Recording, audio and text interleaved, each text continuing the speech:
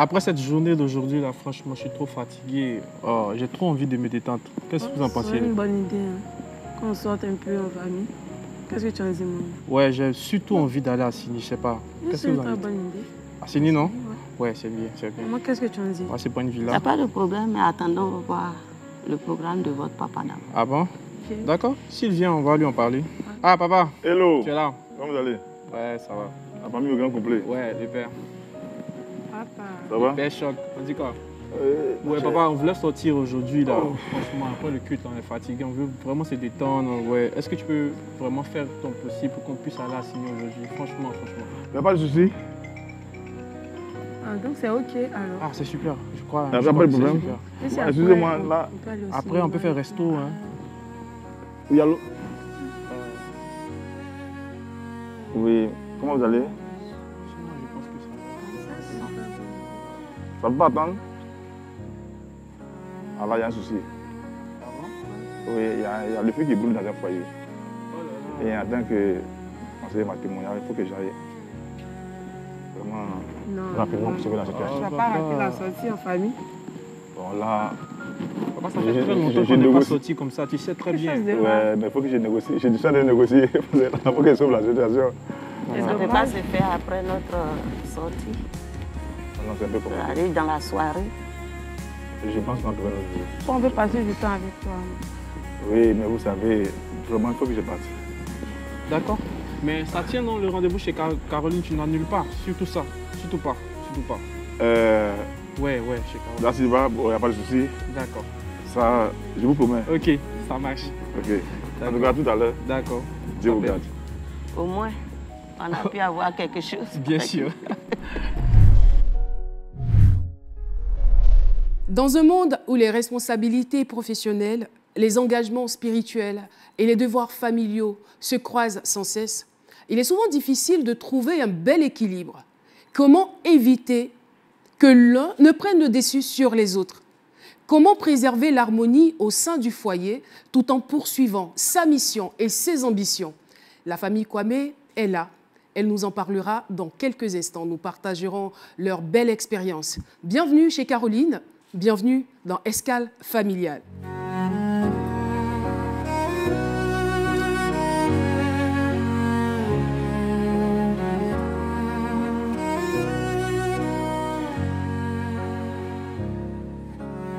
Et voilà, vous êtes donc dans votre prestigieuse émission Escale familiale. Je l'ai annoncé, nous sommes en compagnie de la famille Kwame. Mais laissez-moi vous communiquer le thème du jour. Entre sacerdoce, travail et famille, comment trouver l'équilibre? Monsieur Kwame Kan Edmond, vous êtes enseignant, docteur, conseiller conjugal, entrepreneur. Bienvenue sur notre plateau. Merci. Il ne faut pas oublier de dire que vous êtes aussi artiste. Merci bien. Merci d'avoir accepté l'invitation. C'est moi qui vous remercie. Vous êtes père de 3 enfants. Exactement. On a 2 sur le plateau. Okay, Madame Cécile Kwame, prophétesse, femme d'affaires. Vous êtes dans les affaires. Comment vous allez? Je vais bien. Très bien. Tout va super. Eunice Kwame. Eunice est étudiante en 2e année de finance comptabilité. Vous faites quoi plus tard? J'envisage de devenir experte comptable. D'accord. Et quoi? Et femme d'affaires aussi, je suppose. Super. Kwame Joël? Oui, c'est bon. Entrepreneur, diplômé en mine géologie. Bien sûr. Bienvenue. Merci. Alors, moi, je me suis posé la question de savoir comment est-ce qu'on fait pour comptabiliser 29 ans de mariage, avoir des enfants aussi beaux et intelligents. Merci. C'est quoi le secret? C'est Dieu. C'est Dieu. Ça se résume là. C'est une grâce. Pas qu'on a plus de mérite que les autres, mais Dieu nous a fait grâce de nous donner des enfants intelligents et qui écoutent leurs parents et qui ont grandi vraiment dans un bon encadrement, dans l'harmonie, comme on l'avait dit tout à l'heure, et dans une éducation très stricte. Et aujourd'hui, le résultat est là. Voulez-vous en savoir un peu plus sur la famille Kwame? C'est tout de suite dans C'est notre histoire.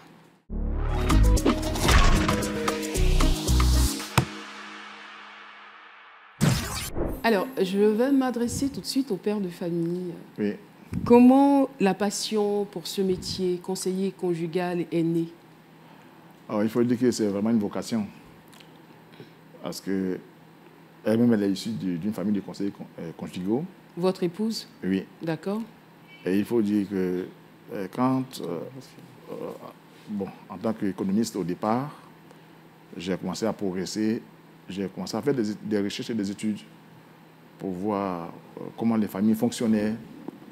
Et puisque c'est une vocation, j'ai commencé à m'approcher de certaines familles et j'ai vu que ça ne fonctionnait pas bien. Et là, j'ai commencé à interroger Dieu. Et nous avons vu qu'aujourd'hui, avec l'avènement des réseaux sociaux et tout ce que vous connaissez, pratiquement la déchéance familiale est une réalité. Mm-hmm. Mais comment en est-on arrivé là? Il faut dire qu'aujourd'hui, il n'est pas facile. Quand vous dites avec l'avènement des réseaux sociaux, c'est-à-dire que les réseaux sociaux ont une grande responsabilité, absolument, jouent négativement absolument, sur la vie des familles. Absolument, parce qu'il n'est pas facile. Ce que vous dites à la maison, les réseaux sociaux disent le contraire. C'est cela. Aujourd'hui, dans peu de temps, on ne parle plus de civilisation. Tout à l'heure, dans nos causeries internes, je vous ai parlé un peu des chiffres du ministère de la Famille et de l'Enfant. On peut les rappeler. Hein. Oui, en 2020, par exemple, quand j'ai consulté, on était sur 1000 mariages, il y avait 407 divorces. En 2022, j'ai vu que sur à peu près 1000 mariages, il y avait 450 divorces. Et les chiffres de 2024, décembre 2024, ont donné sur 1000 mariages 500 divorces. Ça veut dire que la moitié de ceux qui sont mariés ont divorcé. Mais comment en est-on arrivé là? Ça veut dire que les raisons qui poussent les gens à se marier ne sont pas des raisons vraiment claires. Aujourd'hui, on ne me reprend pas. Il suffit qu'il y ait une petite épreuve, bon, on laisse tomber. Ou bien, bon, quand l'autre est en train de prendre de l'âge, on trouve que, bon, Dieu n'est plus dedans, Dieu s'est trompé, Dieu me montre une autre, etc. La liste est longue. Ou bien pour un problème d'humeur. Bon, c'est pas comme ça que nos parents ont vécu. Nos parents ont supporté, sont supportés jusqu'au bout. Mais aujourd'hui, ce n'est pas le cas. Quand on parle des réseaux sociaux, ça peut être des images qu'on nous fait miroiter sur les réseaux sociaux. On montre que l'homme qui a accompli, c'est celui qui a plusieurs femmes. Donc là, si l'autre est en train de faire le boucan, bon, il s'en prend une deuxième. Et ainsi de suite. Certains sont dans le troisième, quatrième mariage. Où on a des modèles spécifiques de femmes idéales. Et les enfants sont exposés. Donc voilà la réalité aujourd'hui. Mais hier, les gens n'avaient pas recours à la télévision pour prendre des décisions. Mais aujourd'hui, ils ont recours à la télévision. Déjà, les mariages se font sur le net. Mais vous voyez que tout récemment, je ne vais pas citer le nom de ce président américain, mais il dit retour à la famille. Retour à la famille. Retour à la famille. Aujourd'hui, on ne prend plus l'homme et la femme. On prend d'autres choses que vous connaissez. Et c'est trop compliqué. Et les enfants sont exposés, livrés à eux-mêmes, dans les rues. Puisque papa n'a plus le temps, maman n'a plus le temps, les enfants doivent trouver l'éducation ailleurs. Mais je pense que cette émission est la bienvenue. Pour que nous retournons aux valeurs de la famille. Pour qu'il y ait société. Papa n'a plus le temps, maman n'a plus le temps. Est-ce que ce n'est pas votre cas aussi? Puisque vous faites plusieurs choses en même temps et je sais que vous êtes dans le service, vous servez Dieu, ça prend énormément de temps. Est-ce que vous avez vraiment le temps pour votre famille? En tout cas, c'est une bonne question. Pour vos enfants? Je pense que les enfants même sont là. Il ne faut pas se mentir. Par exemple, moi, mon enfant, il est entrepreneur, l'autre est étudiante, mais on se voit pratiquement chaque jour. On rit, on se tapote, il vient dans mon bureau, on joue, on rit, madame vient aussi au bureau, on rit. Mais en fait, on a gardé les valeurs de base, le respect de Dieu et de ce que Dieu dit. Ça, on a gardé ces valeurs-là. Parce qu'aujourd'hui, la base de la famille, de la société, c'est la famille. C'est clair. Il n'y a pas de société sans famille. Il n'y a pas de société solide, équilibrée, sans famille équilibrée. C'est clair. Et nous, on a gardé ça, ces valeurs-là. C'est ce qui fait nos forces. Donc, malgré les charges que nous avons, dans la journée, on a toujours un temps où on se voit. Alors, je vais m'adresser à notre champion, notre entrepreneur. Oui. J'aimerais savoir, quelles sont les plus belles et les plus grandes valeurs que vos parents vous ont inculquées? L'une des plus grandes valeurs que j'ai reçues de la part de mon père et de ma mère, c'est d'abord de toujours consulter Dieu dans n'importe quelle décision de ma vie. Et ces valeurs dont on parle, c'est surtout la patience, la prière et aussi, on pourrait dire, la foi. Il faut croire surtout. On voit tout ce qui se passe dans le milieu estudiantin aujourd'hui. Est-ce que ces valeurs-là vous ont véritablement aidé également à votre niveau en tant qu'étudiante, en tant que jeune fille? Avant de prendre certaines décisions, de consulter quelqu'un, et même quand on se sent incompris, parce que nous sommes dans une jeunesse, et quand on se sent incompris, on sait qu'il y a un Dieu qui est là, qui nous écoute, à qui on peut se confier, parce qu'on ne peut pas tout dire aux parents.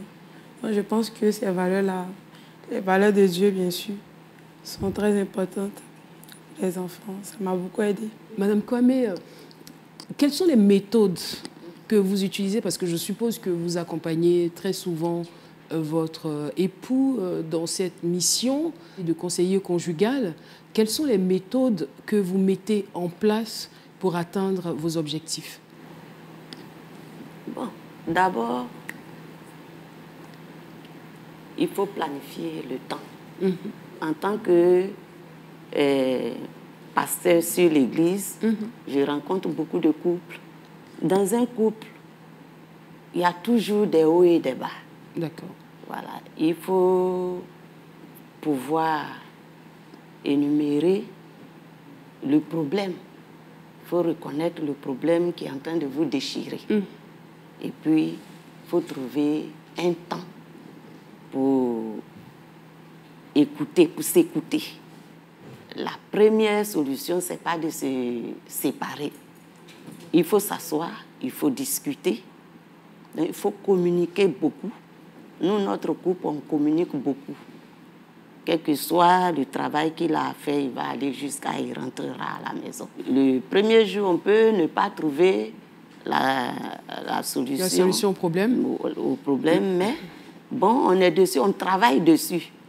On peut revenir dessus une fois, deux fois, jusqu'à ce que, bon, les deux parties comprennent. Monsieur Kwame, votre épouse a dit des choses importantes, des idées pertinentes.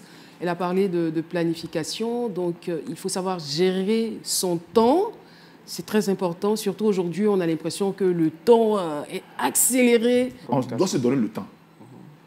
Et quand vous choisissez d'aller marier quelqu'un ou de vivre avec une conjointe ou un conjoint, ça veut dire que vous avez choisi d'épouser ce que le conjoint est ou la conjointe est, ses qualités et ses défauts. Donc il faut prendre le temps de connaître la personne, d'accepter, d'épouser ça. Et s'il y a des points où vous ne vous entendez pas, vous devez vous asseoir. Il faut écouter. Il faut parler. Souvent, les gens n'écoutent pas. C'est des mauvais écouteurs. Il est pressé de prendre la parole.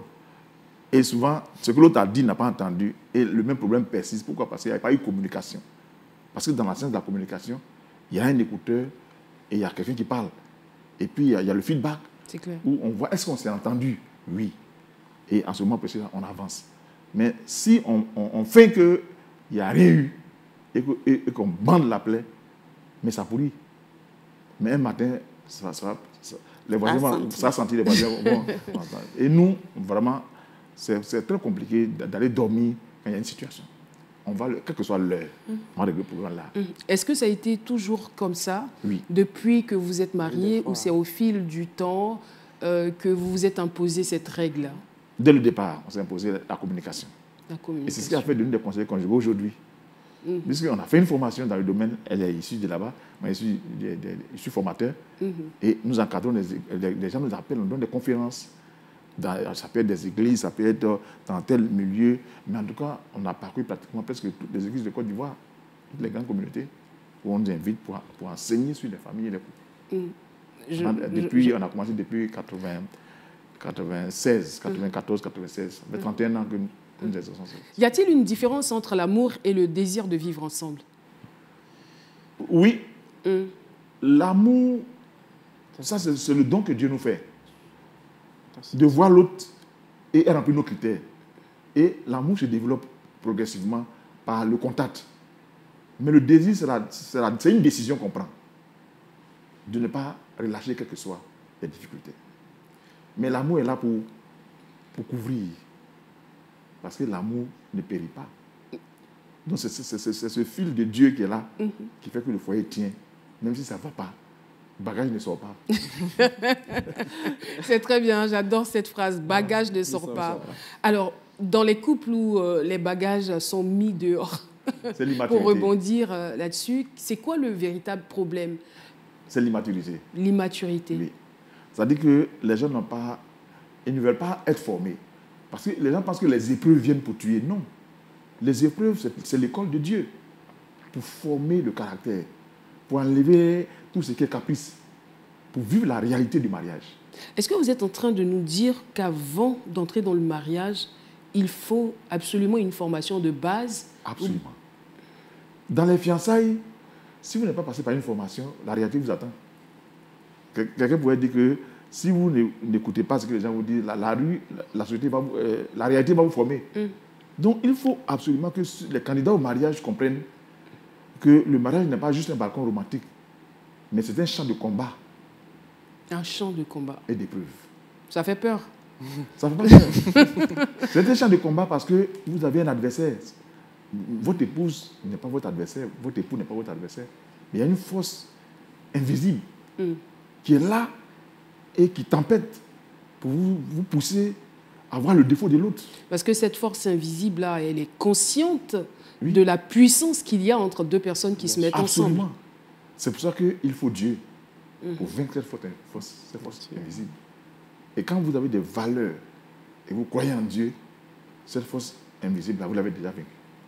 Mais comme c'est l'amour doit être quelque chose à cultiver chaque jour, ça fait que chaque jour, devant l'épreuve, il y a un niveau d'amour qui vient pour terrasser cet adversaire-là et vous avancez. Environ combien de couples avez-vous réussi, on va dire, à assister depuis que vous avez commencé? Pendant 31 ans, on ne peut pas le compter. C'est des milliers de couples, puisqu'on fait des séminaires. Ce qui est intéressant, c'est qu'on fait aussi des émissions où des millions de personnes nous suivent. Je n'ai pas dit le nom des émissions ici, mais je vais vous dire pour qu'on fait éviter des la émissions. concurrence. Aujourd'hui, nous sommes en train de faire une émission escale familiale. Tout à fait. Voilà, chez Caroline. Donc, je pense que c'est une émission de plus qui vient pour pouvoir ouvrir les yeux des gens que le mariage n'est pas une fatalité. Et quand vous entrez dans le mariage, c'est une belle chose, mais il faut savoir de quoi il s'agit. Ce n'est pas juste trouver quelqu'un qui a des qualités et puis bon, on épouse les qualités et on avance. Non.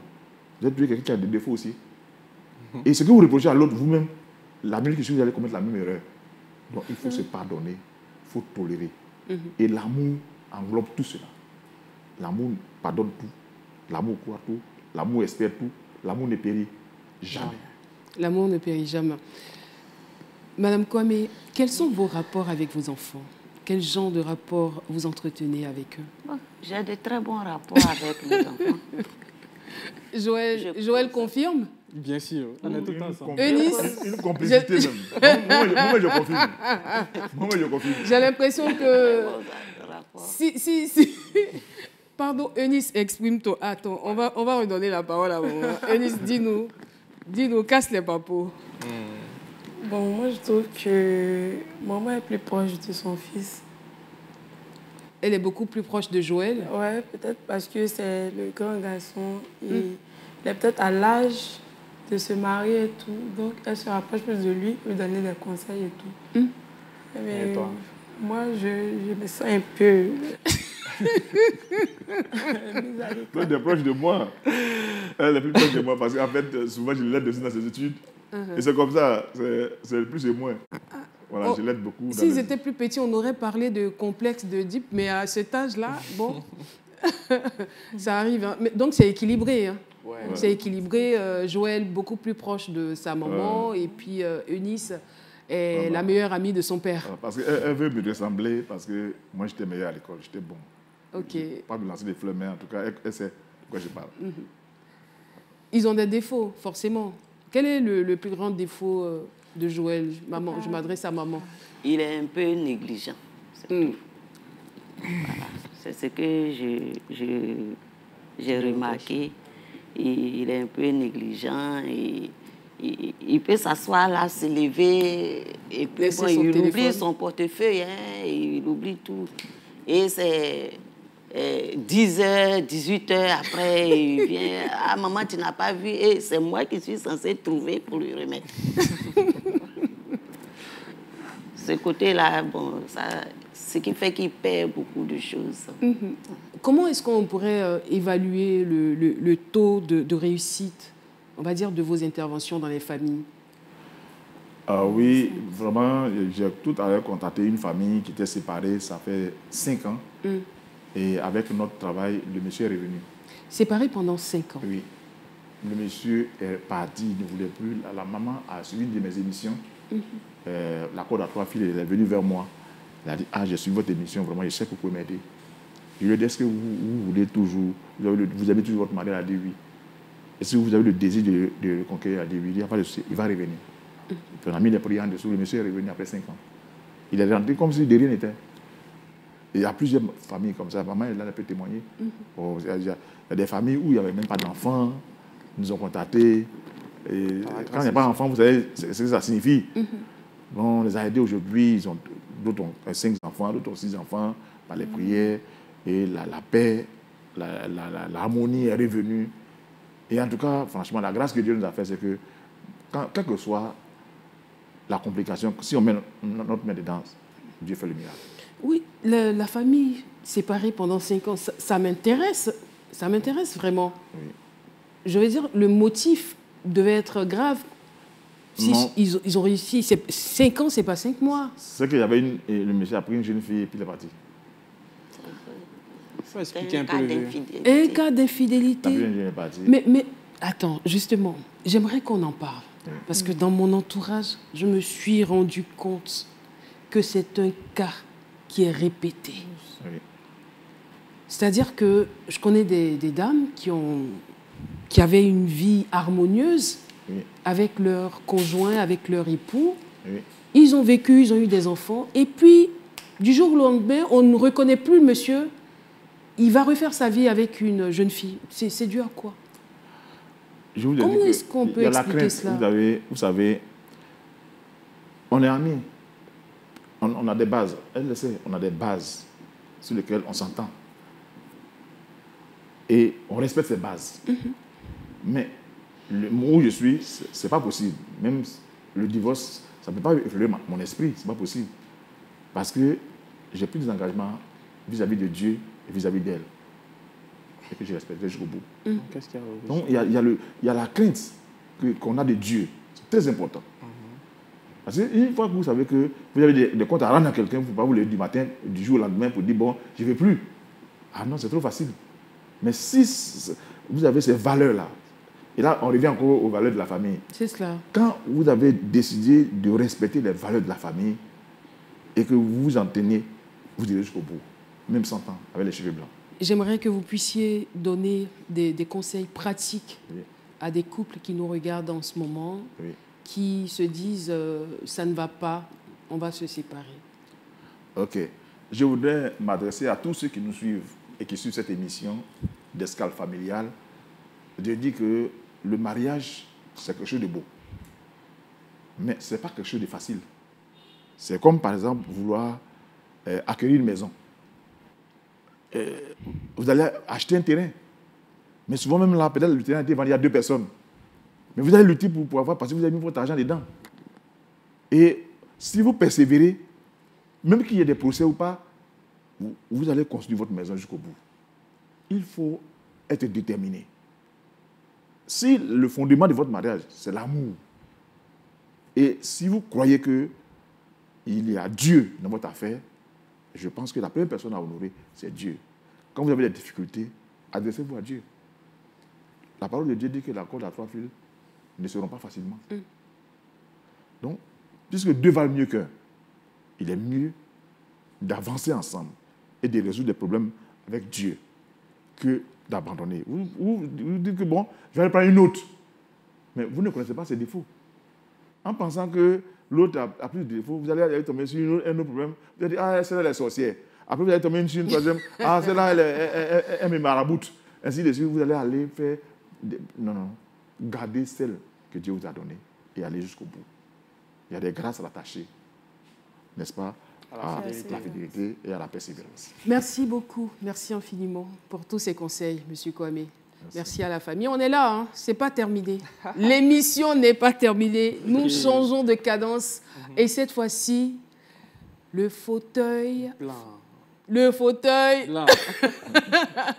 Le fauteuil blanc. Alors, quelqu'un doit passer au fauteuil blanc aujourd'hui. Joël, qui aimerais-tu voir au fauteuil blanc? Papa. Papa. Papa. Madame Kwame, qui Comme les aimerait deux vous voir ont au déjà fauteuil blanc? décidé.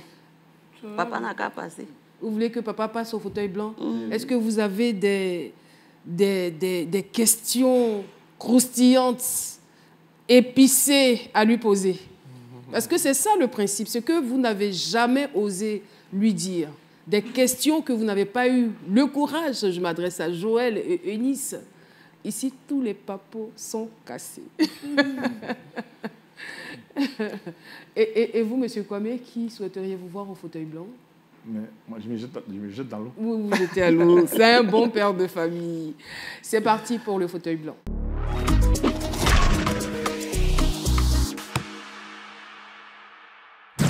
Vous suivez Escale Familiale, nous abordons la deuxième partie de cette émission d'Escale Familiale, bien évidemment, le fauteuil blanc qui fait maintenant son entrée. Eh bien, qui sera au fauteuil blanc? Vous le savez, Monsieur Kwame a décidé volontairement de se prêter au jeu. Il va subir les questions de ses enfants et bien évidemment de son épouse. Et puis peut-être que je vais intervenir à un certain moment. Bomba, il est multitâche dans cette émission. Merci beaucoup. C'est vraiment plein.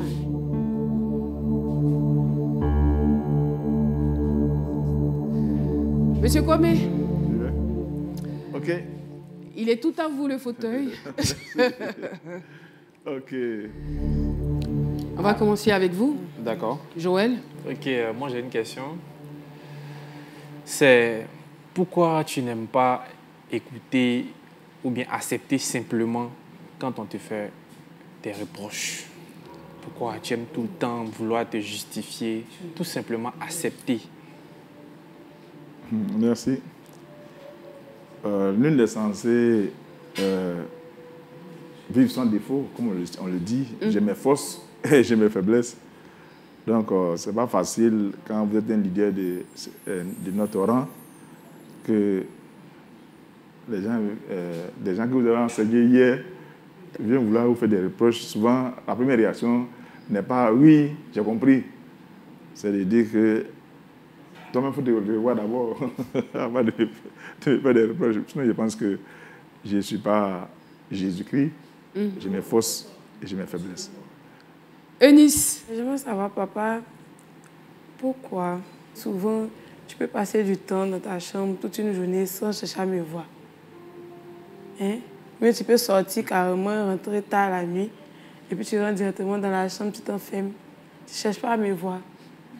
Or, moi, je sens le besoin de parler à quelqu'un. OK, je comprends ce que tu veux dire, mais ce n'est pas facile, comme on le dit. Souvent, après des moments de prière, je préfère communiquer, mais la nuit, il y a des heures où ce n'est pas décent. En tant que père, voilà, quand tu rentres à 22 heures comme ça, je fais ça quand tu es en train d'étudier, je ne vais pas déranger. Je préfère attendre des moments un peu plus là où tu n'es pas occupé. Là, il n'y a pas de souci. Mais quand je sais que tu es en train d'étudier, bon, s'il y a des exercices qui ne vont pas, si tu m'appelles, il n'y a pas de souci. Mais si tu ne m'appelles pas, je me dis que tu comprends. Donc, et chaque fois que tu m'as appelé, j'ai résolu ton problème. Donc, c'est pas forcément... Prochainement, je préfère que si tu as un souci où tu veux communiquer avec moi, dis-moi que tu es libre. Je vais me disposer. D'accord. Super. Voilà. Mais tant que tu ne me dis pas, moi, je n'ai pas imaginé que tu es libre. Tu n'es pas une petite fille. Aujourd'hui, tu es majeure.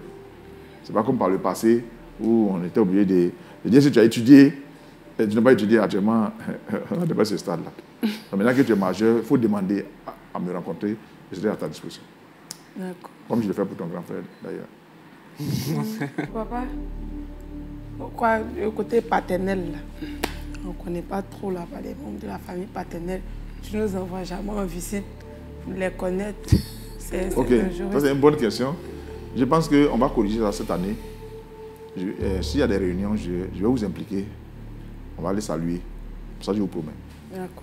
Ça Ok. marche. C'est bon, Eunice? Oui, c'est bon, ça va. C'est le tour de maman.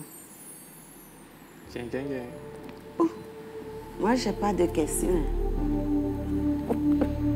Eh bien, nous allons tout de suite basculer dans le défi familial. On va s'amuser un peu.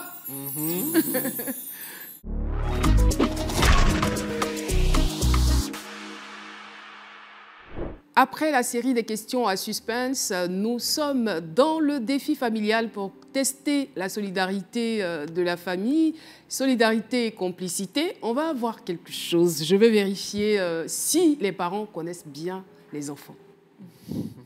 Donc, les questions que je vais vous poser sont adressées à vous deux. Je ne sais pas qui sera le plus réactif. Maman peut répondre. Alors, première question. Qui suis-je? Mon meilleur ami se nomme Philippe. Mon meilleur ami se nomme Philippe. C'est qui? Joël. D'accord. Bravo.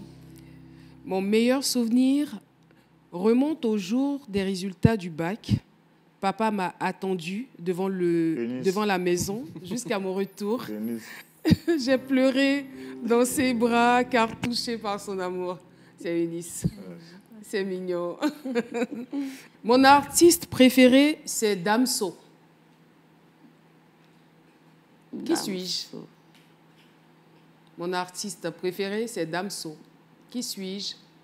Joël. Ah, Joël. C'est pas évident. C'est la bonne réponse.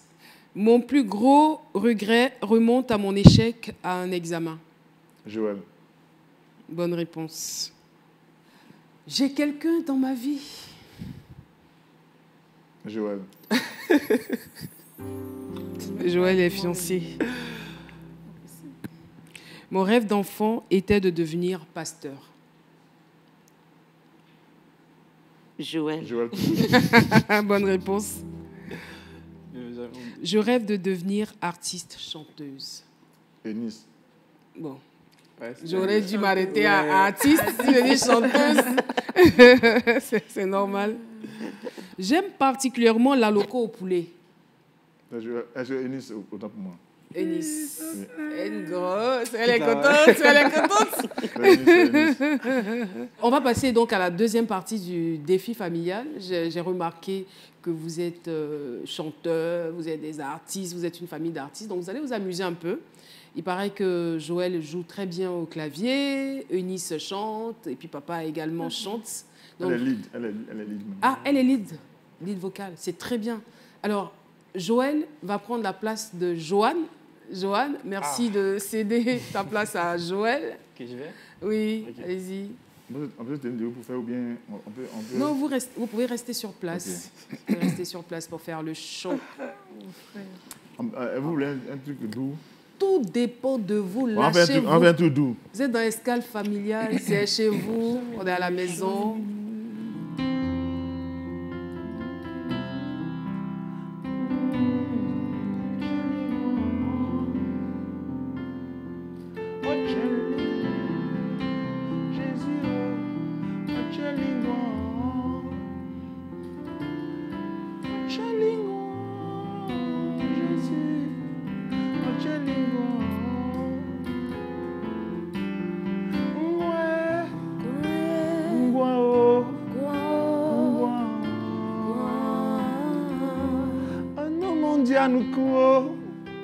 Jésus, un nom mondial nous court.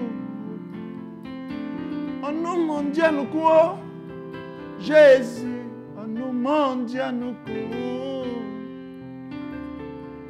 Mondial nous court. Kumano. Mondial nous. Yanya etio. Idumano yanya eti. eti, Jésus Doumanu, Yenya etio, Yetio, Ntio, Yetio, Oma Engwae, Jésus, Oma Engwae.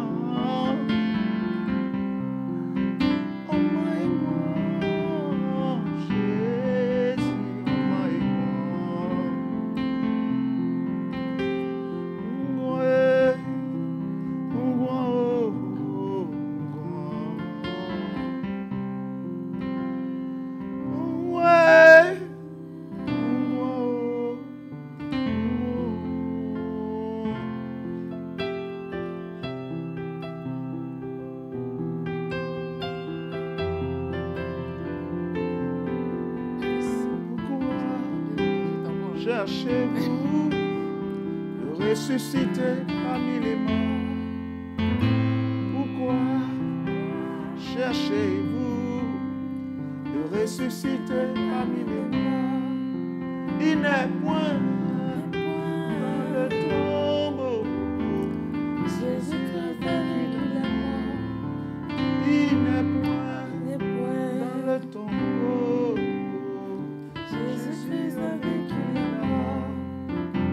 Il n'est point dans le tombeau. Jésus-Christ a vaincu la mort. Oh mort, oh mort, où est ton aiguillon?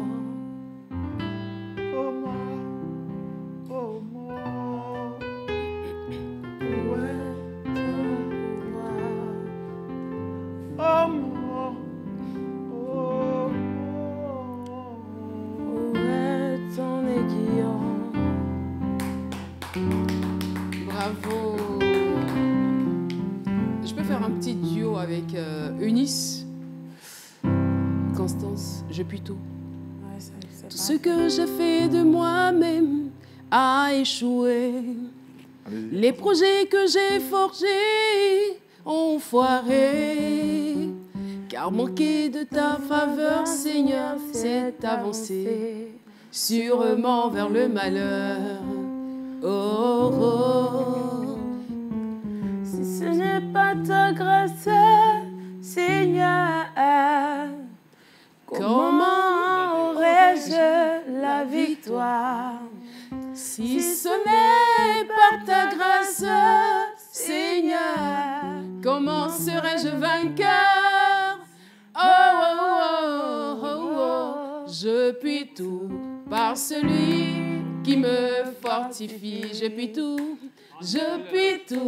par celui qui me fortifie. Oh, oh, je puis tout seulement par la grâce infinie de Jésus dans ma vie. Oh, oh,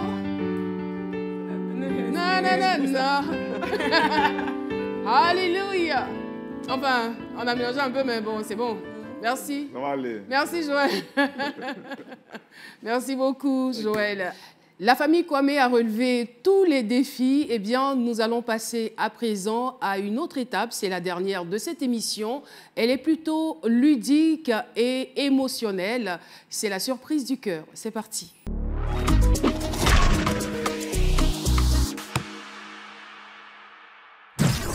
Nous sommes dans la surprise du cœur. Et avant de recevoir la surprise en tant que telle, j'aimerais faire une petite surprise à Eunice et ses parents.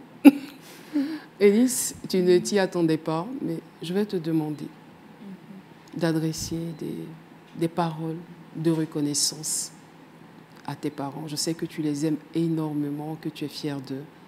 Je voudrais que tu les regardes et que tu leur dises ce que tu as dans ton cœur pour eux. J'aimerais commencer par maman.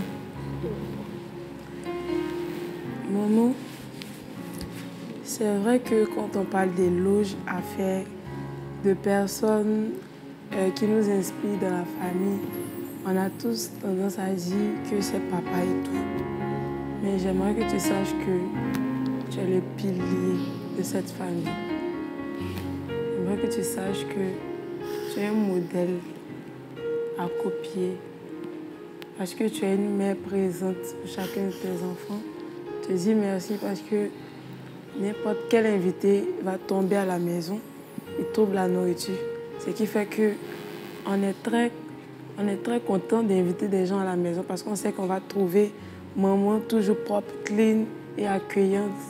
Et elle s'immisce vraiment, elle joue le rôle de la maman au foyer. Je te dis merci pour cela parce que sans tes prières, aucun de nous n'allait être comme ça. Donc tu es le pilier de la famille. Depuis que je suis petite, papa m'a appris à compter sur Dieu. Papa m'a appris à compter sur Dieu. Quand je vivais des situations à l'école et que je venais, il m'a toujours dit que nous, on compte sur Dieu. Donc si tu comptes sur Dieu, là, pour toi, ça va aller rapidement. Tu n'auras pas de regrets et tout. Jamais te dire merci, papa, parce que c'est la vérité ce que tu m'as dit. Parce que depuis que je compte sur Dieu, je ne suis pas envieuse. Je ne me laisse pas influencer facilement par les gens dehors. Et j'accepte ma vie telle que c'est. Donc je te dis, j'aimerais vous dire à vous deux merci beaucoup parce que vous avez soutenu dès le départ et vous êtes les meilleurs parents du monde. Vraiment. Merci. Merci beaucoup, ma fille. Oh.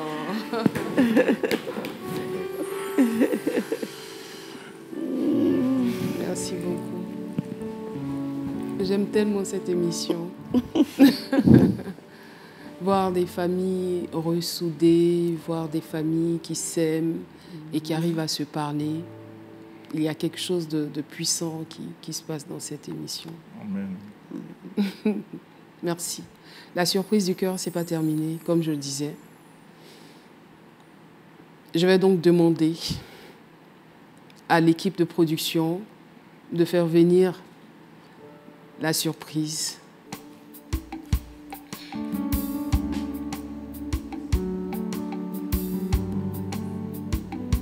Et voilà. Monsieur Crébo Stanis et son épouse Emma Sandrine. Dans quel cours vous êtes ici?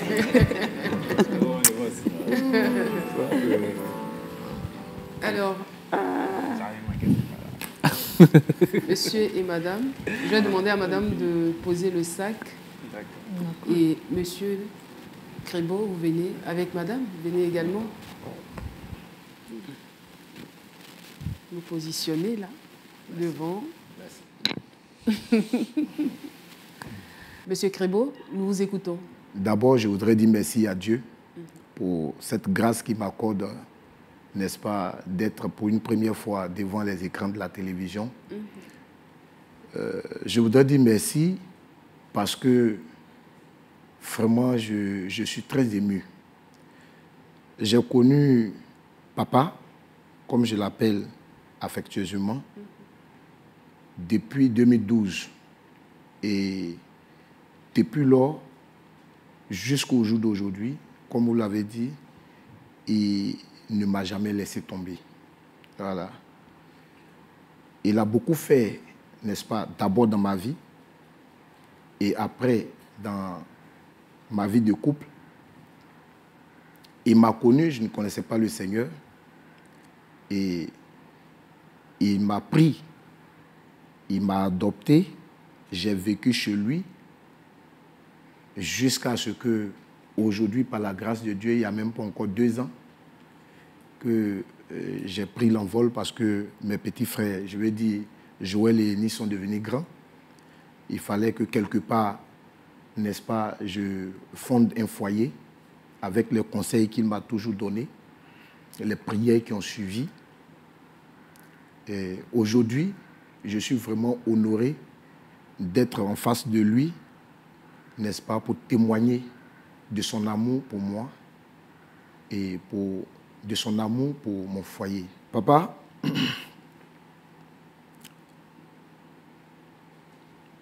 je ne sais vraiment pas par quoi commencer, si ce n'est de bénir le Seigneur pour ta vie, pour ton ministère et pour ta carrière de chanteur. Je voudrais vraiment te dire merci parce que c'est par la grâce de Dieu que nos chemins sont croisés et jamais je me mettrai, n'est-ce pas, si je peux le dire ainsi, en opposition avec ta volonté parce que tu es pour moi le Père que le Seigneur ne m'a pas donné. Tu as toujours été là. Tu as toujours caché ma face, n'est-ce pas, qui était un peu déplaisant. Tu m'as pris et tu m'as toujours donné des conseils. Tu m'as toujours donné des conseils. Et aujourd'hui, je suis l'homme que tu as fabriqué par la grâce du Seigneur. Vraiment, merci beaucoup. Je ne cesserai de te dire merci parce que tu es mon bienfaiteur. Je ne t'avais pas connu. Qui sait, je serais encore dans ce monde de débauche, dans ce monde de perdition, et peut-être quelque part, mais par la grâce du Seigneur, je t'ai connu. Je voudrais vraiment bénir son nom pour ta vie, pour ton ministère, mais aussi pour celle de maman, parce que maman a toujours aussi fait. Voilà, elle a toujours fait. C'est vrai, elle m'a repris par moments, aussi difficilement que tu ne puisses le faire, parce que ça y allait aussi de ma formation. Et donc, vraiment, je bénis le Seigneur pour ta vie et pour ton ministère. Vraiment que Dieu vous bénisse. Amen. Amen. Merci beaucoup. Merci, infiniment. Merci d'être. Papa voudrait rajouter quelque chose. Que le nom du Seigneur soit glorifié. Amen. Amen. Merci. Pour la surprise. Merci d'être assis. Merci pour ces mots. Merci, papa. Que Dieu vous bénisse. Merci, maman. Ah, c'est une surprise.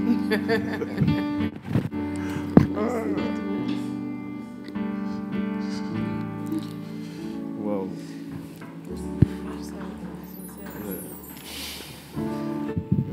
Ne vous y attendiez pas du tout.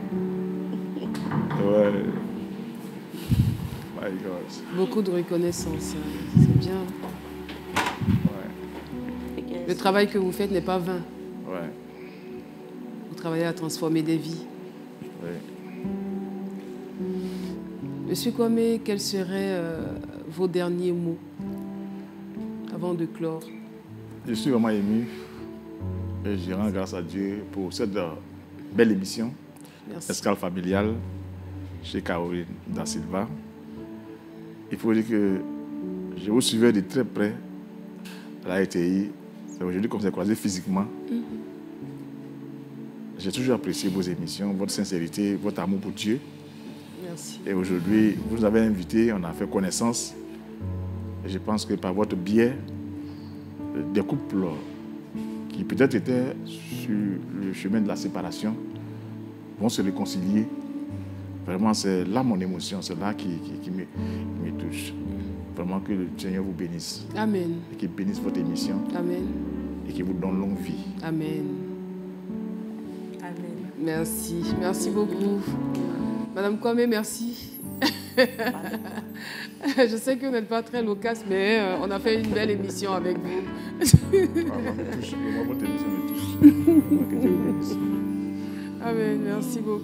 C'est vraiment fort. Vous avez été satisfait. Oui. Toujours. C'est extraordinaire. Ma chérie est 10.